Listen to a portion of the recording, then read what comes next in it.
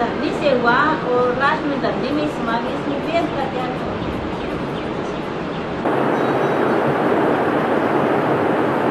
राम के साथ सीता का गायन है।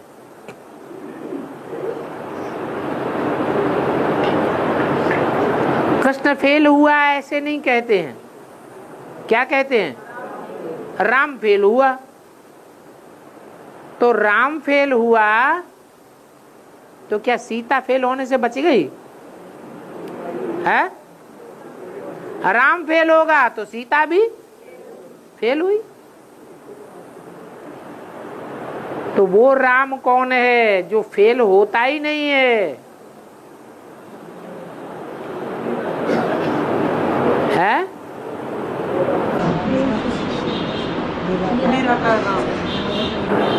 राम शब्द का अर्थ ही है रम्यते योगिनो यस्मिन इति राम, अर्थात योगियों के मन में जो रमण करता है,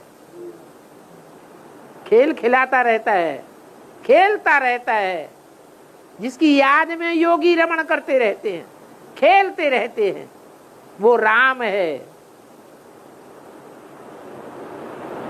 तो असली राम कौन हुआ जो फेल नहीं होता? शिव बाबा। और जिसमें प्रवेश करता है वो है बाद का राम।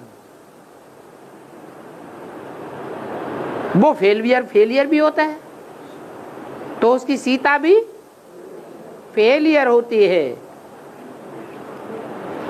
तो जैसे बाबा कहते हैं दो बाबाएं हैं, एक हद का बाबा, एक बेहद का बाबा, एक छोटा बाबा, एक बड़ा बाबा।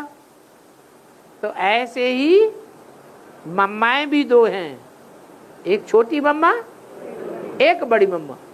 ऐसे ही सीताएं भी रामायण में दो दिखाई गई हैं। एक सीता दिखाई गई है जिसके लिए बोला है तुम पावक में करो निवासा, तब लगी करो निशाचर नासा। सीता को कहा कि तुम योगाग्नि में निवास करो, तब तक मैं निशाचरों का नाश करता हूं। तो जो असली सीता है उसको तो योगाग्नि में बैठा दिया। वो योगाग्नि में बैठने वाली सीता बेसिक में बैठी होगी या एडवांस में होगी? बेसिक में है। और दूसरी एक मूर्ति बना दी, सोने की मूर्ति, 5 तत्वों की मूर्ति, और उसका नाम रख दिया सीता। रावणों से दूसरे नंबर की सीता को उठा के ले गया। तो रुद्रमाला में जो ऊपर का दूसरा मणका है, पहला मणका है राम वाली आत्मा, दूसरा मणका है सीता वाली वो आत्मा जो सोने की मूर्ति के रूप में दिखाई गई है।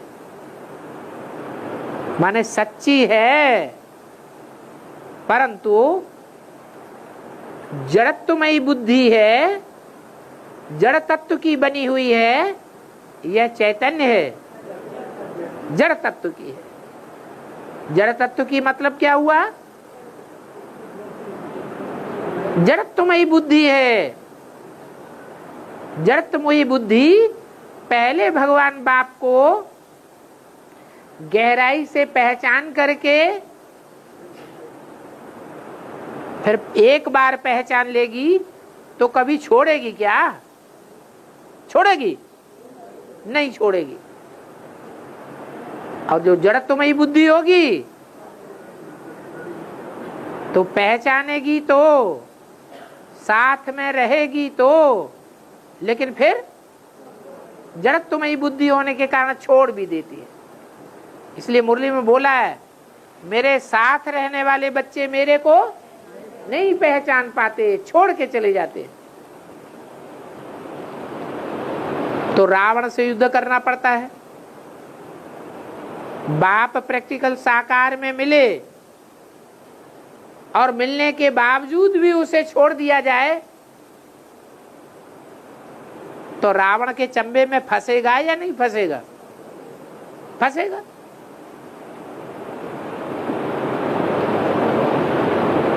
तो सीता के लिए जो बोला,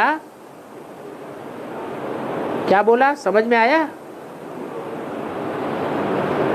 माता जी ने किसने पूछा था?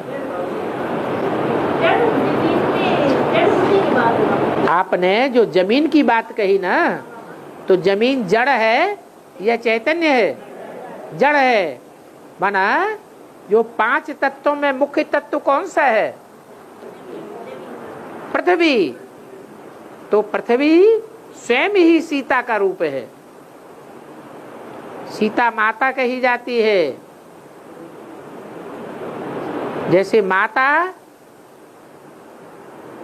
प्रतुलाती, फैलती है, कन्या है तो फैली हुई नहीं है, माता बनती जाती है, वैसे वैसे विस्तार को पाती जाती है। ऐसे ही ये भारत भूमि, भारत माता जिसे कहा जाता है देवी के रूप में, वो कन्या है तो भारत माता को कन्या के रूप में दिखाते हैं। जब वो जगत माता बन जाती है तो फैल जाती है। पहले भारत में ही दुनिया समाई हुई थी, माने दुनिया का छोटा रूप था, कन्या का रूप, कन्याकुमारी।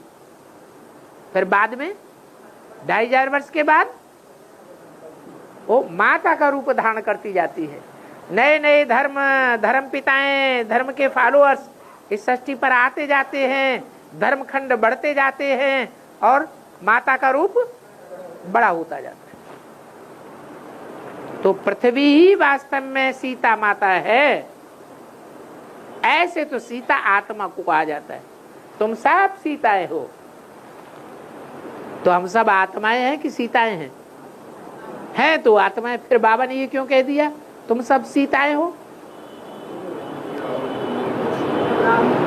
हाँ, सीताएं हैं, माने राम हमको छुड़ाने आया हुआ है।